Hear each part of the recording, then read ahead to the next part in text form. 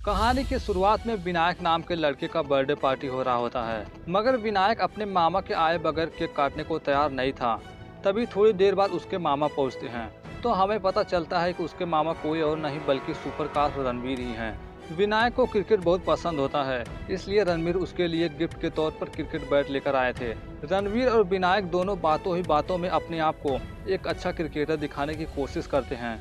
तो विनायक कहते हैं, ऐसा है तो चलो एक बार हो ही जाए। अब तो मैं इस मैच के बाद ही केक काटूंगा। दोनों के बीच मैच चल ही रहा था, तभी रणवीर एक जोरदार छक्का मारते हैं, जिससे बॉल झाड़ियों में चली जाती। इसलिए विनायक जब बॉल को लेने के लिए जाते हैं झाड़ियों में, तो उन्हें वहां पर एक दरिंदा दिखाई पड़ता है। तभी विनायक की चीख सुनकर रणवीर भागते हुए पहुंचते हैं, मगर विनायक वहां था ही नहीं। रणवीर को पेड़ के पास अजीब तरह के पंजों का निशान भी देखने को मिलता है, लेकिन विनायक का कुछ नहीं पता चला।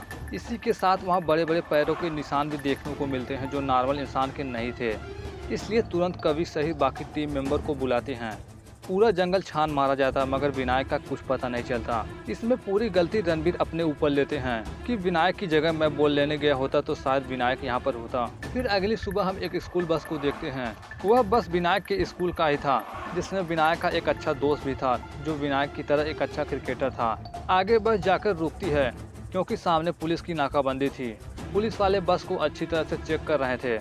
इसी बीच जंगल में हम उस दरिंदे को देखते हैं, जो पुलिस वालों की बस छोड़ते ही वो दरिंदा पीछा करने लगता है बस का।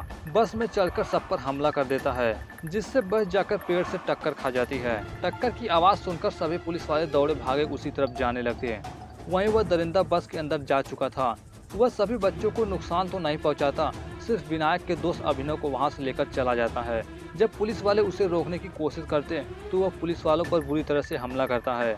इसकी खबर कवि को भी मिलती है कि और बच्चे गायब हो रहे हैं। कवि और आभा पहुंचकर वहां पर सारी घटना के बारे में पता करते हैं, तो मालूम पड़ता है कि एक अजीब सा इंसान कम जानवर ज्यादा लग रहा था। वही अभिनव को उठाकर ले गया। स्कूल के प्रिंसिपल से अभिनव के बारे में पूछने पर मालूम पड़ता है अभिनव भी उन्हीं के टीम का एक प्लेयर था, जो एक टैलेंटेड क्रिकेटर था। वही विनायक के साथ बैटिंग पार्टनर था। उन्हें वहां पर भी बड़े बड़े पंजों के निशान मिलते हैं, जैसे उस जंगल में मिले थे। यानी जिसने विनायक को किडनैप किया था, उसी ने अभिनव को भी किया है। दरिंदे के बारे में और जानने के लिए उस पैरों के निशान का पीछा करते हुए कवि जंगल की तरफ जाने का फैसला करते हैं। फिर हम उसी जंगल में दूर कहीं किसी आदमी को देखते हैं, जो शिकार कर रहा था पक्षियों का। तभी उसके पास उसका एक साथी भागते हुए आता है, क्योंकि वह सारा दृश्य देख चुका था जब उस दरिंदे ने बस और पुलिस वालों पर हमला किया था। वह पुलिस वालों को उछाल कर मार रहा था। इसलिए वो अपने मालिक को सजेशन देता है कि यहाँ चिड़िया मारने से अच्छा है हम उसे पकड़ें, इनाम भी मिलेंगे, लोगों में वाहवाही भी होगी हमारी। इसलिए दोनों उस दरिंदों को पकड़ने के लिए निकल पड़ते हैं। दूसरी तरफ रणवीर और तेज भी उसी जंगल की तरफ जा रहे थे, जहाँ जंगल के बीचों बीच उन्हें दिखाई पड़ता है एक घर, और वहीं पास ही में उसी अजीब तरह की पैर का निशान भी था। इसलिए वे तुरंत घर में जाते हैं, गायब हुए बच्चे के बारे में कोई सुराग मिल जाए इस आस में। घर की छानबीन करने के बाद उन्हें घर में एक मेमोरी चिप मिलती है, साथ ही 2 तस्वीरें भी। एक तस्वीर में एक अजीब तरह का छोटा बच्चा था, जो आधा इंसान और आधा जानवर। इस तरह उन्हें इतना तो अंदाजा लग जाता है कि ये फैमिली यहीं रहती थी। मगर उनके साथ आखिर हुआ क्या कि वे अचानक से गायब हो गए। आगे की सच्चाई जानने के लिए उस मेमोरी कार्ड में रिकॉर्ड फुटेज को देखते हैं, तो उन्हें दिखाई पड़ती है एक फैमिली, जहां हस्बैंड वाइफ के साथ उनकी बेटी वंशिका और बेटा गोलू था। गोलू ही आधा इंसान और आधा जानवर था, मगर गोलू अपनी बहन वंशिका से बहुत ज़्यादा प्यार करता था। दोनों एक साथ रहते थे, एक साथ खेलते थे। वह वीडियो करीबन 11 साल पुराना था, यानी ये बच्चे अब बड़े हो चुके होंगे। दूसरी तरफ वे दोनों शख्स उस आदमखोर प्राणी का शिकार करने के लिए उसे ढूंढ रहे थे। इतने में वो आकर उन पर हमला कर देता है। तभी बंदूक की गोलियों की आवाज़ रणवीर को भी सुनाई पड़ती, मगर तब तक वह दरिंदा उनके एक आदमी को बुरी तरह से मार देता है, मगर दूसरे को मारने वाला था। इतने में रणवीर उसे गोलू कहकर बुलाते हैं, तो वह रुक जाता है। गोलू पूरी तरह से जानवर होने के बावजूद भी इंसानों की भाषा समझता था। इसी का मौका देखकर वह आदमी उसकी आंखों में धूल झोंक देता है। इसलिए गोलू गुस्से में आकर रणवीर और तेज पर भी हमला कर देता, मगर इतने में वह आदमी गोली मार देता है गोलू के पैर पर।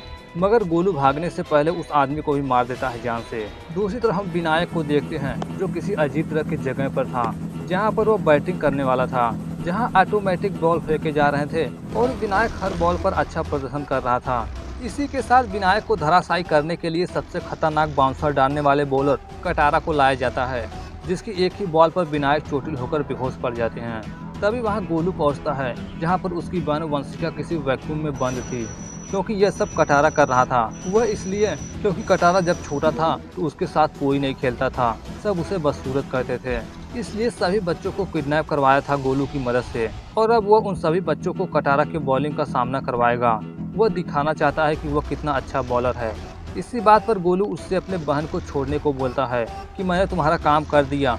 लेकिन कटारा अभी एक और काम करने को बोलता है गोलू को, मगर अब गोलू उसका एक भी काम करने को तैयार नहीं होता। तो कटारा उसकी बहन को बिजली का झटका देता, इसलिए गोलू एक और लड़के को लाने को तैयार हो जाता है।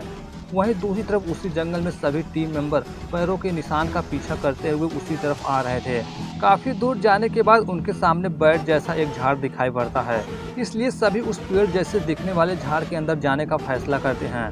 तभी उनकी नजर पड़ती है कि गोलू उसी झाड़ के अंदर से बाहर निकल रहा था, इसलिए सभी छुप जाते हैं पेड़ के पीछे। गोलू जब सामने आता है तो उसके ऊपर गन लगाकर सभी बच्चों को अपने हवाले करने को बोलते हैं। गोलू उनकी कोई बात मानने को तैयार नहीं था, क्योंकि उसकी बहन कटारा के कब्जे में थी। वहीं कटारा एक एक लड़के को बॉलिंग के जरिए चोटिल कर रहा था। तभी थोड़ी देर बाद गोलू अंदर आता है, उसे बताता है कि गोलू अब उसे बच्चा नहीं लाकर देगा। लेकिन कटारा उसे अपना काम करवाकर ही मानता है। तेरे बाप ने भी मना किया था तुझे मेरे हवाले करने के लिए, लेकिन वे नहीं माने तो उन्हें भी अपने रास्ते से हटा दिया। यह जानते ही गोलू कटारा पर हमला करने लगता है, पर चाहकर भी कुछ नहीं कर पाता। कटारा उसकी बहन को बिजली का झटका देने लगता। इसी बीच हम देखते हैं कि सभी टीम मेंबर वहां पहले से ही छुपे हुए थे। इतने में विनायक को होश दिया जाता तो वो अपने मामा रणवीर को देखता है, इसलिए उनके पास फेंकता है एक बॉल, जिस बॉल की मदद से रणवीर कटारा के हाथ से रिमोट को जमीन पर गिरा देते हैं, जिसकी मदद से वह गोलू की बहन को इलेक्ट्रिक शॉक दे रहा था। रणवीर और बाकी टीम मेंबर को वहां लाने में उनकी मदद गोलू ही किया था, क्योंकि वे लोग गोलू को वहां पर वीडियो फुटेज दिखाकर किसी तरह से मना लिए थे और वादा किए थे कि हम तुम्हारी बहन को बचा लेंगे। इतने में कटारा अपने किसी डिवाइस को ऑन कर देता है, जिससे बहुत सारे बाल उन पर हमला करने लगते हैं। रणवीर और बाकी टीम मेंबर उनके गेंदों से किसी तरह से बचने की कोशिश करते हैं। इसी बीच गोलू कटारा पर हमला कर देता, उसे जान से मारने की कोशिश करता है। वह बिल्कुल आउट ऑफ कंट्रोल हो चुका था, लेकिन जब उसकी बहन मना करती है तो वह मान जाता है। इस तरह गोलू की मदद से रणवीर विनायक को बचा पाते हैं। फिर विनायक स्कूल द्वारा ऑर्गेनाइज किए गए क्रिकेट मैच को खेलते हैं और विनर भी होते हैं। और जाते जाते रणवीर ये भी कहते हैं, टैलेंट कभी भी अच्छी या बुरे चेहरे का मोहताज नहीं होता, हुनर सब में होता है, बस उसे एक दिशा दिखाने की जरूरत है। जिस दिन सही दिशा मिल जाती है ना, शक्ल ही अपने आप पहचान बन जाती है। लेकिन जाने से पहले मैं आपसे कुछ पूछना चाहता हूँ कि आप में से कितने लोग सुपर कार्प्स के अर्थ वर्सेस अर्थ के एपिसोड देखे हैं, जिसमें लगभग 15 से ज़्यादा एपिसोड्स हैं। अगर जिन लोगों ने अर्थ वर्सेस अर्थ के एपिसोड देखना चाहते हैं, उनके लिए एक सेकंड चैनल बनाया गया है। उस चैनल का लिंक डिस्क्रिप्शन में है, उसे सब्सक्राइब जरूर कर लें। उस पर अर्थ वर्सेस अर्थ के जितने भी एपिसोड हैं उसे एक्सप्लेन किए जाएंगे। वीडियो पूरा देखने के लिए बहुत बहुत धन्यवाद।